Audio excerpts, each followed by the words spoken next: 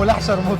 ملح شرموط. انا هشرح الجاليات الغريبه. اوكي. المركوب ده سوداني. المركوب؟ ايوه. ايه المركوب ده؟ الجزمه؟ ده جزمان. احنا عندنا المركوب حد تاني. الجو شنو؟ السوداني لو سمع اغنيه ايه اول حركه يعملها؟ ايوه زعمل كده. الرجال اللي بيعملوا كده. اسمها ايه دي؟ أبشري. ابشري. أبشري. يعني كده ببشر. شخص سوداني هو لو عايز يفهمك هيفهمك، تقيل على قلبه يتكلم سوداني. يا اخي يا اخي شوف حبيبني هيبسط الكلام. هم رايقين.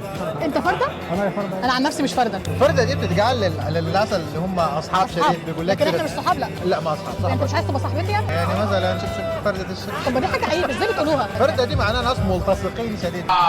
ايه انت فاهم حاجه؟ لا بس عشان يبص لي. لو مرات تحب الشرقيه بس خلاص اوعى بقى.